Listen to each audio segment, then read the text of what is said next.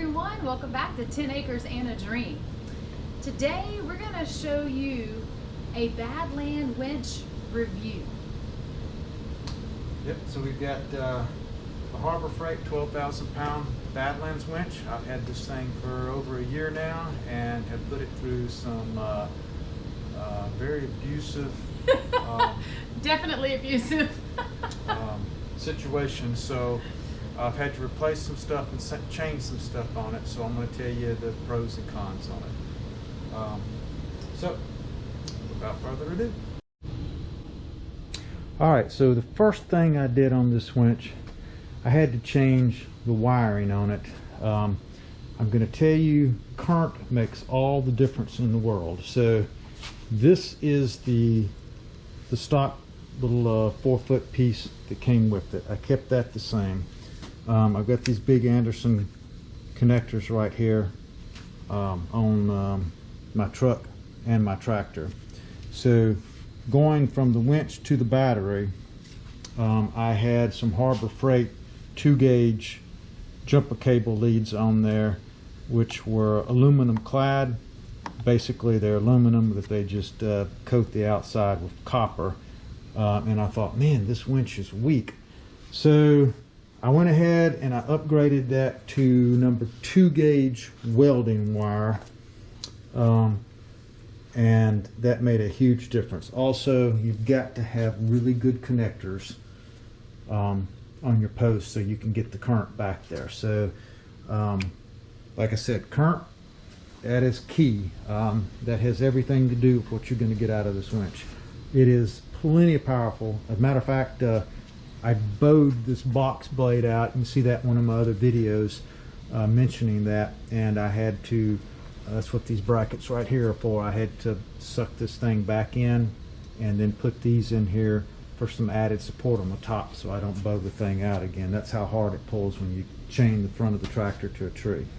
So first thing, like I said, get current to it, put good cables on it. The second thing, the Fairlead for it here, I had to change. This is, if you just use it occasionally, it's okay, but let's see if I can get y'all where you can see this in here. These things just came apart on me. It's supposed to have bushings in there, and a bit of light in there. I don't know if you can see that or not, but anyway, they just came apart on me and locked up, and then the wire dug into there and just started cutting deeper and deeper into it. The angle is not very good on these either, so if it's coming out at the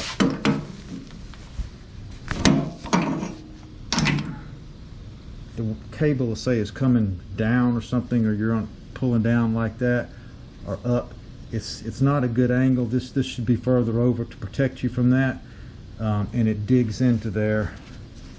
So I got a new one right here. It's heavier, it's thicker, and the cable really is not going to get caught too much in there. It does, I mean, it's really hard angle like that, but that'd be unusual to do. So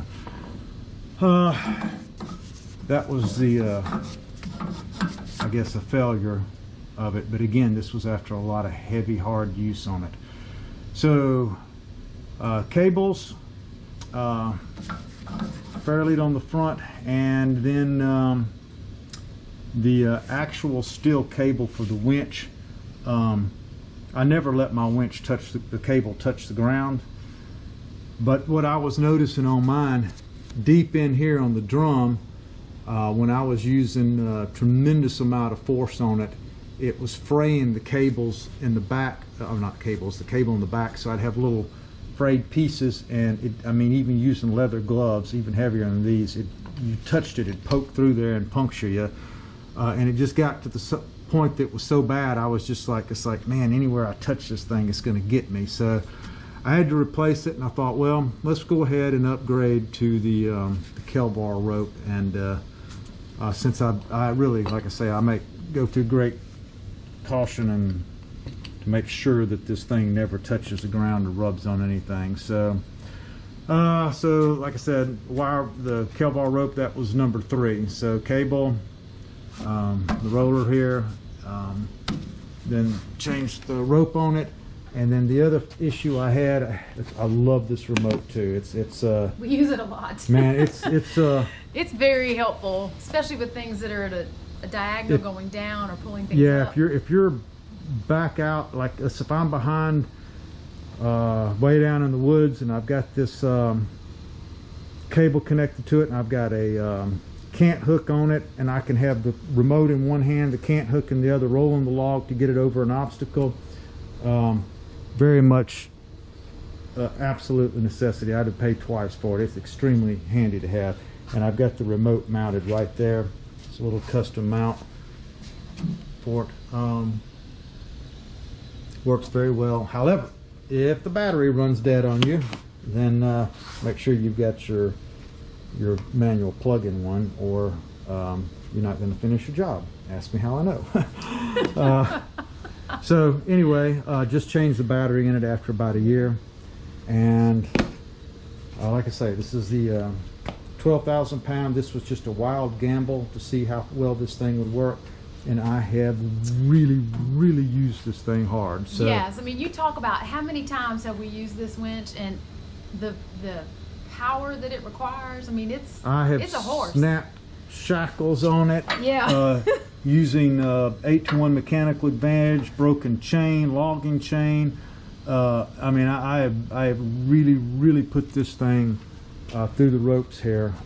Now I had to beef up this mount. You can see this on another video we did. So I reinforced the insides on there, and I added a lot more strength to this little mounting plate to hold it on here. So, and this goes from my car hauler trailer to my truck to the tractor. So this winch is used on all 3 locations.